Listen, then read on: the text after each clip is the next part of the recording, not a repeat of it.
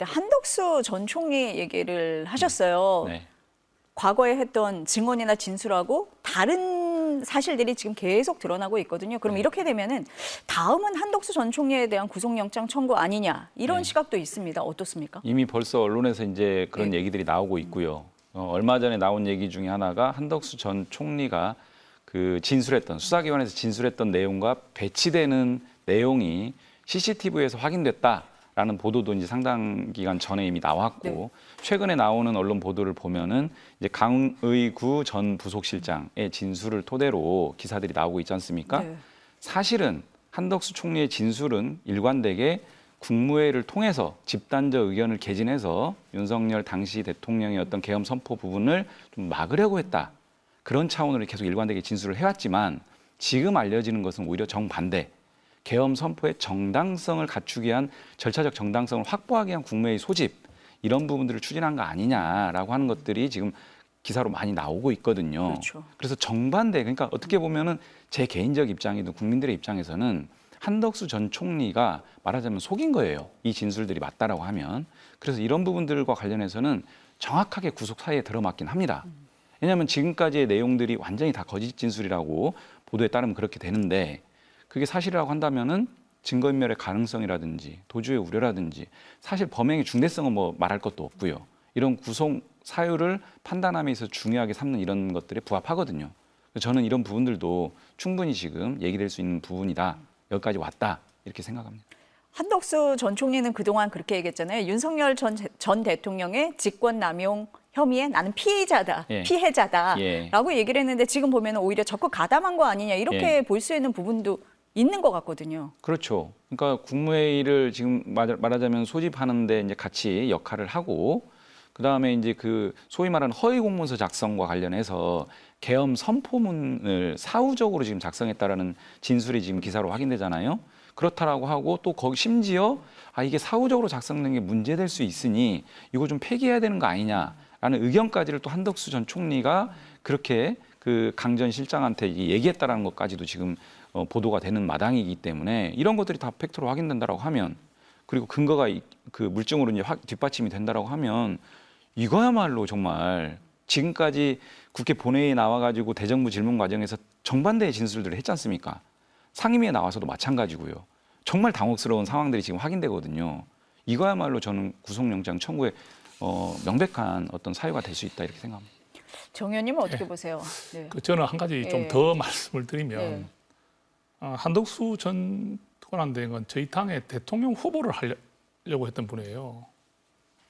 예, 그 이해되지 않는 그 부분들 있지 않습니까? 경선이 다 치러지고 나서 나중에 단일화 시도에 응하기 위해서 그렇게 했던 부분들까지도 이제 연결이 좀 되면서 정말로 우리 한덕수 전 총리가 윤석열 전 대통령의 저런 어떤 계엄에 관여가 돼 있었던 분이라면 그때 국민의힘의 대선 주자가 되고자 했던 이런 모습들을 어떻게 해석을 해야 되느냐.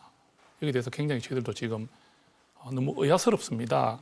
그리고 지금 좀 한덕수 전 총리는 좀 이해가 되지 않는 게 사후 계엄 선포문에 서명을 했다고 해요. 언론 보도 따르면 사후 계엄 그렇죠. 선포문에 서명을 했는데 그 서명을 한 것이 이래 되면 안 되니까 나중에 문제가 있기 때문에 폐기하자는 이런 것 했다는 것은 구체적 상황이거든요. 전혀 저희들이 예상치 못했던 일 아니겠습니까? 그리고 일관되게 우리가 좀 신뢰를 했던 것은 대통령의 계엄을 막으려고 했다는 것은 저희 국민들도 한덕수 전 총리가 정말 막으려 했다고 생각했어요. 저도 한덕수 전 총리는 대통령의 비상계엄을 막으려고 노력했던 분이라고 알고 있는데 지금 국무회의에 이렇게 국무위원들을 다 이제 이렇게 수사를 해보면 거기에 딱 숫자만 딱 채웠지 않습니까? 나머지 안 부른 분들은 왜 안 불렀죠? 안 부른 이유가 그럼 과연 그 국무위원들 중에서도 성향을 보고 이 계엄을 선포하는 데 있어서 반대하지 않고 따라올 만한 사람들만 골라서 불렀다는 것인지 또 우리 대통령실의 CCTV에 나오는 그런 예상치 못했던 장면들에서 한덕수 전 총리가 하는 행적들이 많이 의심스러운 부분들이 나오지 않습니까?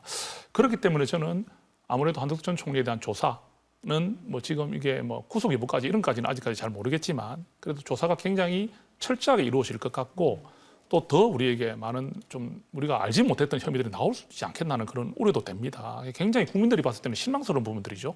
한덕수 전 국무총리에 대한 특검의 조사는 13시간 넘게 이어졌습니다. 한 전 총리는 어제 오전 출석할 때와 마찬가지로 취재진의 질문에 아무 말 없이 귀가했습니다. 계엄 사후 문건에 왜 서명을 했고 왜 폐기를 하셨는지 여쭤봐도 되겠습니까? 출국 금지 상태인 한 전 총리는 내란을 방조한 혐의를 받고 있습니다. 12.3 비상계엄 당시 선포문을 받은 것을 인지하지 못했다가 뒤늦게 뒷주머니에서 발견했고 김용현 전 국방장관이 작성했다는 계엄 지시사항 문건도 받은 적이 없다고 증언해왔지만 12월 3일 대통령 접견실 쪽 CCTV에는 한 전 총리가 어떤 문건을 들고 있는 장면이 찍힌 것으로 확인됐습니다. 비상계엄 당일 밤 한 전 총리가 대통령 집무실에 들어가 윤 전 대통령을 따로 만났는데 이후 여러 장이 묶여있는 문건 2부를 들고 집무실에서 나온 겁니다.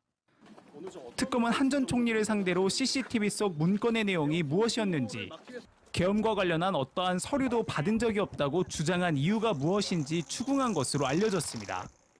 CCTV엔 또 국무회의가 열리기 전 국무위원들을 기다리는 듯한 모습도 포착된 것으로 파악됐습니다. 이를 근거로 특검은 한 전 총리가 계엄 선포를 전제로 국무위원들을 불러들였는지 캐물었습니다. 한편 다른 국무위원들에 대한 조사도 이어졌습니다. 안덕근 산업부 장관과 유상임 과학기술부 장관이 특검에 출석했는데 두 장관 모두 계엄 선포 전 회의에는 참석하지 않았고 계엄 해제 국무회의에만 참석했습니다. 당시 계엄 해제는 국회에서 해제 요구 결의안이 통과되고 3시간이 넘게 지나서야 이루어졌습니다. 이 때문에 2차 계엄 시도 의혹도 제기된 바 있습니다. MBC 뉴스 차현진입니다. 위헌적으로 이뤄진 비상계엄 닷새 만인 지난해 12월 8일 한덕수 당시 국무총리는 돌연 한동훈 국민의힘 대표와 함께 공동 담화에 나섰습니다. 한치의 국정 공백도 있어선 안 된다면서 계엄 해제안 표결에 대거 불참했던 당시 여당과 함께 전국을 수습하겠다는 거였습니다. 여당과 함께 지혜를 모아 모든 국가 기능을 안정적이고 원활하게 운영하겠습니다. 그 국정 공백을 불러일으킨 계엄 당시 총리로서 무엇을 했냐는 질책에는 구체적인 답을 피했습니다. 윤 전 대통령 탄핵 소추로 권한대행을 맡은 뒤에는 비상계엄이 잘못된 것이었다면서도 정작 국회에서 통과된 내란특검법을 처리하지 않는 모순된 행보를 보였습니다. 앞건은 여야 합의로 추천한 헌법재판관 3명을 임명하지 않은 거였습니다. 이에 따라 9명 중 3명의 자리가 비면서 재판관 6명 중 1명만 반대해도 윤 전 대통령의 탄핵이 기각되는 상황이 한동안 유지됐습니다. 형식적인 절차에 불과했던 헌법재판관 임명을 미루며 권한대행은 최소한의 권한만 써야 한다고 주장했던 한 전 총리는 대통령의 고유 권한인 거부권은 수차례 쓰며 쟁점 법안들의 처리를 막았습니다. 결국 자신도 국회에서 탄핵 소추됐지만 기각 결정으로 석 달 만에 복귀한 뒤에는 마지막 소임으로 대선을 잘 관리하겠다고 공언했습니다. 이후 계속되는 국민의힘의 차출론에 모호한 태도를 이어가다 공직자 사퇴 시한을 사흘 앞두고 돌연 대권 도전을 선언했습니다. 저도 호남 사람입니다. 서로 사랑해야 합니다. 아껴야 합니다. 하지만 김문수 국민의힘 후보와의 단일화에만 매달리더니 한밤 후보 교체 파동 끝에 결국 9일 만에 물러났습니다.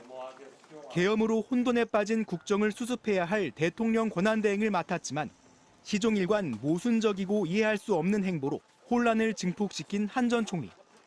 자신이 그토록 막고자 했던 내란특검 수사가 본격화하면서 이제 그 의문스러운 행적의 비밀도 풀리게 될 것으로 보입니다.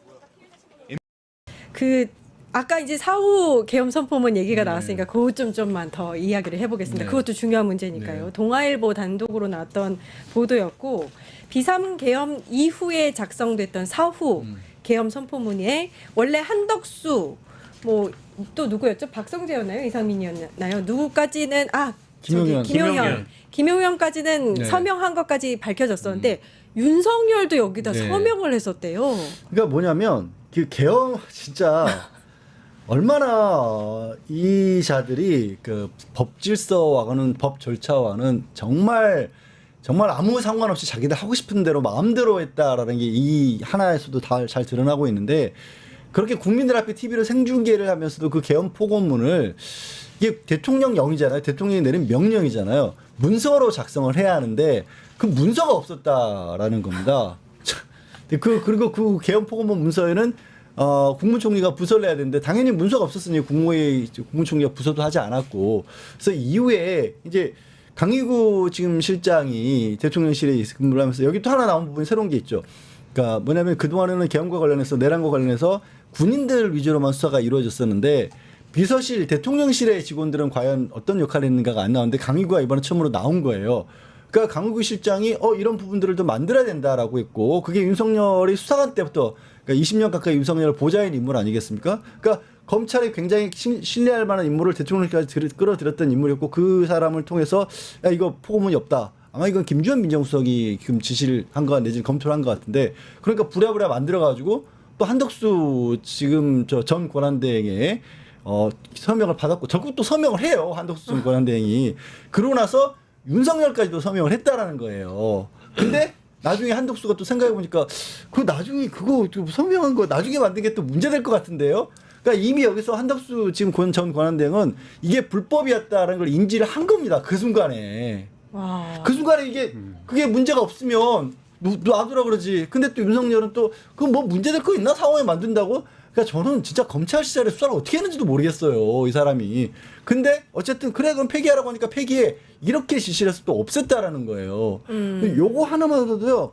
이거 뭐 허위 공문서 작성이 될 수 있는 거고 일단 공문서라는 게 허위로 작성을 해도 그 다음에는 절차를 밟아야 폐기해야 되는데 또 공용물 훼손이 될 수가 있는 거고 그건 대통령 기록물에 해당할 수 있으니까 대통령 기록법 위반이 되는 거고 무엇보다 지난 계엄이 불법이었다는 절차상 심각한 하자가 있다는 게 여기서도 드러난 그건 거예요. 확실한 거죠. 예. 그러니까 이게 그 시간대별로 보면 12월 3일에 계엄이 선포가 됐고 그때 계엄 선포문에는 서명이 없었어요.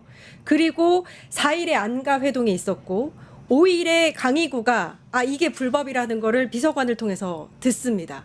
그리고 이후에 2명의 장관과 윤석열, 그러니까 총리와 장관, 윤석열한테까지 서명을 받은 거예요. 윤석열이 서명한 시점은 7일이라고 합니다.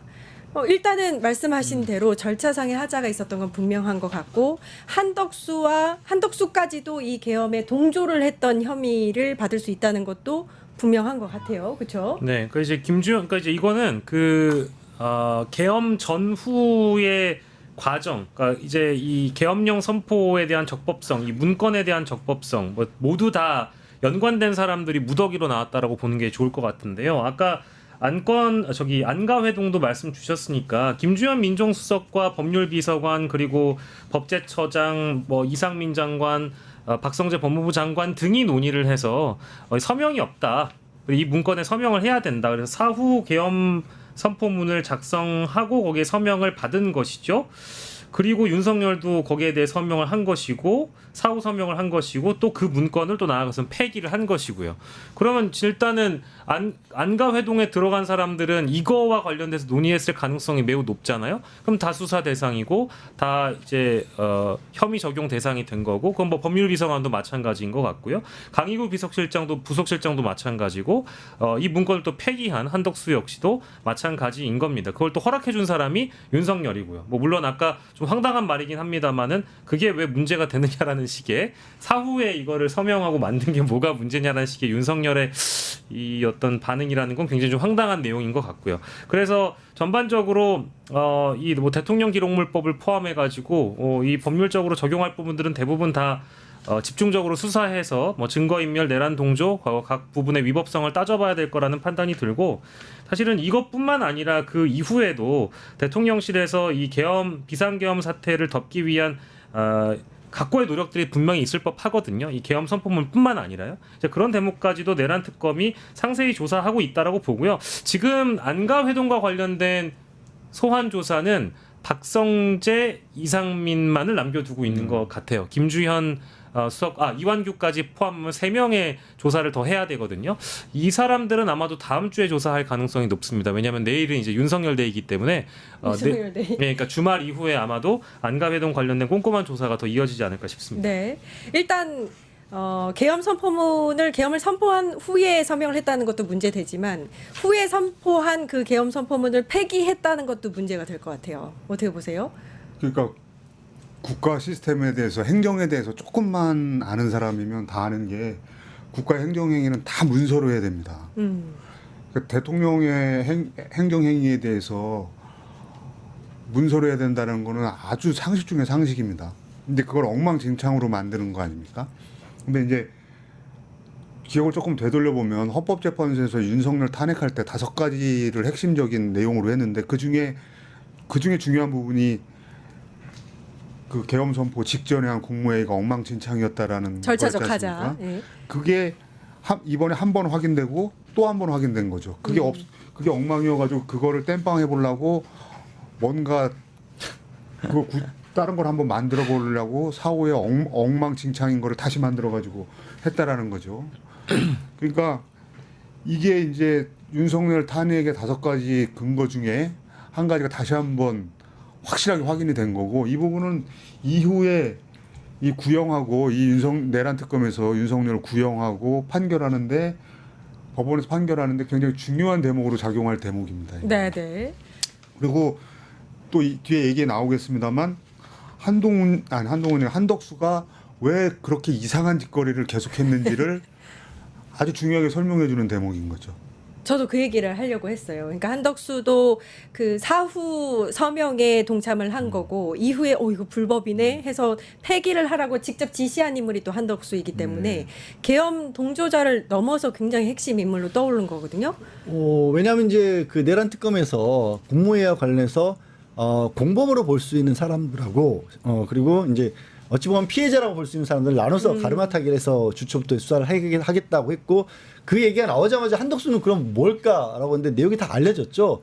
본인이 경찰 조사 과정에서 얘기했던 것과는 달리 아까 말씀드린 것처럼 문건이 이 국무총리 사무실에 가보니까 바지 뒷주머니에 들어가 있다라는 황당한 얘기를 했잖아요. 그게 아니라 애초에 대통령실에 또 문건 들고 나오는 게 CCTV에 고스란히 찍혔고 그러면 그렇게 들고 나왔으면 다 검토했고 나눠줬을 거고 얘기 들었을 거 아니에요. 그러고 나서 국무총리 지금 자기 사무실로 들어가가지고 그 자기 부하 불러다가 아니 국무회의 심의에서 줄곧 반대만 나오는데 반대여도 심의가 될 수 있는 거냐 이게 사법시험에 이제 그 뭐 1차 객관식 문제도 나온 거거든요. 국무회의라고 하는 게 의결기관이냐 자문기구냐. 그래서 반대를 해도 이거를 결정할 수 있는 거냐. 네. 이걸 한덕수는 몰랐던 것 같아요. 네. 그러니까 반대를 했어도 국무회의 성립했다고 볼 수 있어? 이걸 물어봤다는 거 아니에요. 정답은 뭔가요? 그냥 자문만 하는 겁니다. 자문. 꼭 대통령이 꼭 따라야 되는 건 아니거든요. 그러니까 그걸 가지고 심의라는 의미가 그러니까 이걸 더 안심을 했겠죠. 표결하는 건 아니니까. 그러면 이제 국무회의 됐구나라고 했다라면 그리고 또 국회에서 그 해제 요구안이 가결된 이후에도 안 움직였어요. 그렇죠. 안 움직였어요. 먼저 새벽 4시까지 안 움직였어요. 국무회에 소집하지 않고 있다가 정시석 실장이 연락해서 오히려 국무회에 소집했다는 거 아니에요. 그러면 훨씬 적극적인 인물이었던 거죠. 그러니까 아까 말씀하신 것처럼 갑자기 공모만 하던 사람이 웬 대선이 나온다고 나와가지고 대통령 그러니까 되겠다고. 이것도 소설인데요. 그러니까 이제 비상계엄이 해제되고 나서 굉장히 상당한 시간이 걸려서 그때서야 이제 윤석열이 나타나가지고 국회 비상계엄 해제 동의를 하겠다면서 이제 해제를 하겠다. 이제 결국 국회의 뜻을 따르겠다라고 굉장히 늦은 시간에 발표했잖아요. 그쵸. 그럼 그 어간에 어떤 일들이 그럼 있었던 거냐? 한덕수도 국회의 결정에 즉각 따르지 않고 적법성을 검토하거나 그리고 그 이후에 만약에 대통령이 2차 계엄을 시도를 했다면 거기에 적극적으로 동조할 수 있었던 인물이라고 저는 생각하거든요. 그래서 아마 적극적으로 뭔가 이 국회의 비상계엄 해제에 따르려는 움직임을 보이지 않았던 거라고 저는 생각을 하고 있고요. 그리고 뭐 이거는 뭐 나중에 법률적으로 다 따지겠지만 헌법에 나와 있는 대통령은 문서를 다 남겨야 된다라는 점도 어겼고 그리고 그 문서를 심지어 폐기까지 했고 그리고 이게 나중에 한덕수가 국민의힘 후보가 돼서 김문수 후보라는 그 당원들이 선택한 후보직을 찬탈하는 행위까지 벌어지잖아요. 저는 이런 생각도 해봤습니다. 만약에 한덕수 후보가 찬탈에 성공을 해가지고 이번 대선에서 2위가 됐다면 어떤 일이 벌어졌을까요? 역사적으로 그렇습니다만 40%가 넘어가는 대선 후보를 검찰이나 특검이 수사한 전례가 과연 있었을까요? 있었죠. 이재명 대통령. 아 그렇네요. 제가 대통령이 되고 나니까 깜빡했는데 이재명 대통령 이전에는 없었잖아요. 그러니까 이게 정치 보복의 프레임으로 사용하기 위해서 한덕수 본인도 도박을 걸었다라고 저도 보고 그 도박에 국민의힘이 함께 공조했다라고 저는 봐요. 그래서 40%가 넘은 대선 후보에 대해서 특검이 정치 보복을 하기 위해서다. 이재명 대통령이 되고 나서 한덕수라는 이 대선 후보를 결국 감옥에 넣으려고 한다. 국민의힘까지도 함께 넣으려고 한다. 결국 이제 이 프레임을 만들기 위해서 시도를 했는데 그마저도 김문수가 후보로 나와서 실패하게 된 겁니다. 와. 이게 만약에 한덕수 후보가 나와서 진짜 41%를 얻었거나 42% 혹은 모르겠어요. 45를 얻었다고 가정을 하면 그거 되게 무서운 일이에요. 국힘 접수했겠죠. 그러니까 이건 정치적인 파장이 그러니까 법적 파장으로 따질 거는 지금에서 따질 수 있는 것이고 정치적 파장은 좀 다른 문제인데 만약에 후보 찬탈이 성공했다라고 하면 저는 뭐 그것도 가능했다고 보죠. 아니, 저 지금 와서 그 과거를 다시 복귀해 보니까 그 왜 호남 가서 저도 호남 사람입니다. 서로 사랑해야 합니다. 막 이러잖아요. 진짜 목숨 걸고 다른 선택지가 없었던 것 같아요. 제가 봤을 근데 때. 갑자기 또 그 말씀을 두 분이 앞에서 제가 깜빡한 사실을 또 주지시켜 줘가지고 떠오른 건데 이재명 대통령께서 이제 당선이 되셨잖아요. 그러면 본인이 40%가 넘는 국민들의 지지를 받고도 그 검찰의 무도한 수사를 다 이겨내신 분 아닙니까? 근데 특검에서 동일하게 40%가 넘는 한덕수 대선 후보를 특검이 막 가열차게 수사를 해요. 그러면 내로남불이란 얘기, 뭐 내로남불이 아니라 본인이 당했던 일을 똑같이 답습한다고 또 이재명 대통령을 비판하지 않았겠어요? 이게 굉장히 잘 설계된 프레임이라고 저는 생각하거든요. 그러니까 이게 되게 무서운 일이죠. 그 와중에 이제 했던 일들 중에 하나가 뭐 헌법재판소 재판관 후보를 무리해서 임명을 한다거나 이런 일들이 있었잖아요.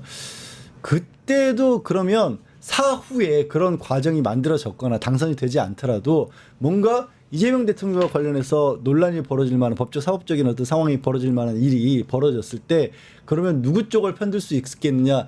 그러니까 아예 위쪽의 구조 자체를 좀 바꾸려고 했던 것 같아요. 지금 이재명 대통령이 당선이 되고 또 사실 대법원에서 뭐 잊지 말아야 될 게 조희대 대법원장이 왜 그렇게 절차적으로 처음 있는 그런 일을 저질러 가지고 무리하게 대선 앞두고 유죄 취지로 파기환송을 했을까 이런 일들이 저는 여전히 일종의 법조 쿠데타를 계획을 했던 게 아닌가 싶어요. 제가 생각하기에는 한덕수의 이상한 행동이 이것뿐만이 아닐 겁니다. 계엄 선포문 가지고 이상하게 한 것뿐만이 아니고 분명히 뭐 더 있을 거예요. 왜 그러냐면 이렇게 왜 그렇게 추정하냐면 이분은 지금 기억해 보면 차관급 이상 자리에 이미 올라갔던 때가 1990년대 김영삼 정부 때부터 이미 차관급 이상 직위를 한 사람이에요. 그 이후로 거의 장관급으로 평생을 산 사람입니다. 네. 그러니까 직업이 장관이에요. 그리고 국무총리를 이번에 처음 한 사람도 아닙니다. 노무현 대통령 때 마지막 국무총리였어요. 네. 그러니까 이런 행정 절차나 이런 거에 대해서 몸으로 가장 잘하는 사람이에요. 대한민국에서. 전문가죠. 가장 전문가예요. 그거를 평생을 그걸 해온 사람입니다. 근데 계엄 선포문 가지고 이렇게 이상한 짓을 했다. 그러니까 제가 보기에는 이런 정도 말고 이번 내란 사건에 대해서 지금 현재까지 알려진 것 이상으로 더 깊게 관여돼 있을 가능성이 높습니다. 굉장히 협조 내지는 자문 내지는 직접적인 역할까지 했을 뭔가 것이다. 뭐 이렇게 아직은 뭐 상상의 영역 뭐 이런 정도밖에 없겠지만 굉장히 깊게 관여돼 있을 가능성이 높다. 우리가 지금 생각하는 것보다. 그게 가장 지금 말씀하신 부분에 뒷받침할 수 있는 의혹의 근거는요. 정수석 실장한테 전화를 받기 전까지는 해제 요구안 가결되는데도 국무회의를 소집하려 하지 않았다라는 거예요. 그러니까 대통령으로부터 연락받기 전까지는 나 안 움직이겠다라는 의도가 거기서 확 드러나거든요. 그럼 뭔가 미락이 있지 않고서야 이럴 수 있느냐라는 생각을 안 들겠어요. 에디터님 저 궁금한 거 있어요. 저는 궁금한 거를 해소시켜드릴 만한 사람이 못 되는데. 아니 예. 댓글에 자꾸 그 고모수가 나오거든요. 고모수? 네. 이거 고모수 얼린 고모수 있잖아요. 네. 이거 얼린 고모스요. 네. 네. 고모스를 그거 제가 얼려본 적은 이 없지만. 출처가 예. 신인규 변호사님인 걸로 아니 알고 김종대 있는데. 전 아 그래요? 예. 그 고모수가 뭐예요 이거? 고모스가 무엇이냐라고 진짜 궁금해서. 일단 물어보시면 이건 뭐 사실은 그 다 알려진 얘기인데 마지막으로 해드리면 네. 그러니까 윤석열 씨가 말을 엄청나게 안 들었던 시절이 있었나 봐요. 그래서 그 윤석열 고모스는 윤석열이 이제 대학 시절에 아버지에게 고모스로 이제 체벌을 당했다라는 본인의 어떤 공개적인 회고가 이제 방송에서 한번 있었습니다. 그 저기 투사부 일체였나요? 무슨 어떤 뭐 프로그램에서 연예인들이랑 같이 나와가지고 과거를 이제 회고하는 장면에서 아마 KBS로 제가 알고 있는데 대학생 때까지도 윤기중 씨한테 고무호수로 맞았다. 대학생 때까지. 네, 그러니까 이제 말을 더럽게 안 들었다는 얘기겠죠.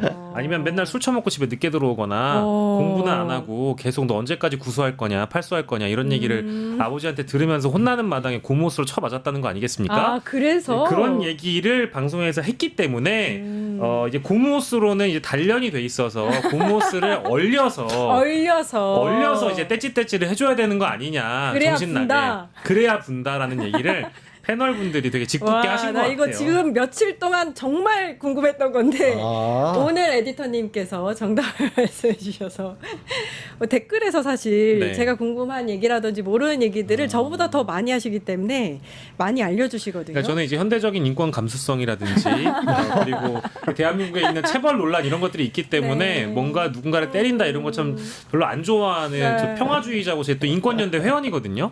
그래서 뭐 이런 어머, 저걸 또 제작진이 찾아서 주셨어요. 언제 찾으셨어요? 네, 이런 히스토리 자체를 언급하는 게 또 다른 분들에게 또 불편함을 드릴까봐 잘 말씀을 안 드리는데 고무호스로 안 돼서 아무튼 고무호스를 얼려서 얼린 때려줘야 고무호스. 되는 거 아니냐 뭐 이런 뭐 이제 아이고. 농담이겠죠. 얼마나 네. 또 답답하시면 네. 그렇게라도 해서 입을 열게끔 아, 그리고 한다. 그 이번 삼청동 안가 해동이라든가 네네네. 그 사후 계엄 선포문이라든가 이런 거는 고무호스나 뭐 얼린 고무호스가 등장 안 해도 그 수사가 쉬울 겁니다. 이게 높은 사람일수록 고위공직자로 이렇게 오래 산 사람일수록 수사가 더 쉽습니다. 네. 네. 뭐 이건 이제 내일 오전 9시에 네. 출석을 이제 윤석열이 할 거 아니겠어요? 네네. 내일도 현관으로 나오라고 이제 특검이 요구를 이미 했고 그리고 그 고모스 얘기가 나왔으니 말인데 고모스를 얼려도 안 될 것 같다는 생각이 최근에 들었어요. 왜냐하면 윤석열 변호인 측에서 이 특검의 수사가 적법하지 않다라고 소위 이제 반박을 하면서 검찰로부터 이제 넘겨받은 뭐 수사는 이제 이첩이냐 인계냐 이것을 두고 적법하지 않다라고 또 논란을 붙였거든요. 그러니까 아직까지 정신을 못 차리고 있는 상황이기 때문에 이런 사람들은 사실 바뀌지가 않아요. 그래서 고모스를 얼려도 방법이 없습니다. 근데 조은석 특검이 변호인들 수사 방해는 이 수사 방해하고 있다. 이건 내란 동조다. 이렇게 해서 이거 수사하겠다고 했잖아요. 네. 그 지난 주인가에. 예. 근데 그렇게 그런 행위가 계속되면 그 조은석 특검 진짜 그렇게 할 겁니다. 예, 뭐 이미 그 경찰관 3명을 파견 받아서 관련 내용을 지금 들여다보고 있다라고 오늘 또 그 특검보가 얘기를 했더라고요. 네네. 그러니까 내일 와서도 또 방해하면 변호인들도 동일한 취급을 해주겠다 뭐 이런 얘기인 것 같습니다. 네, 알겠습니다.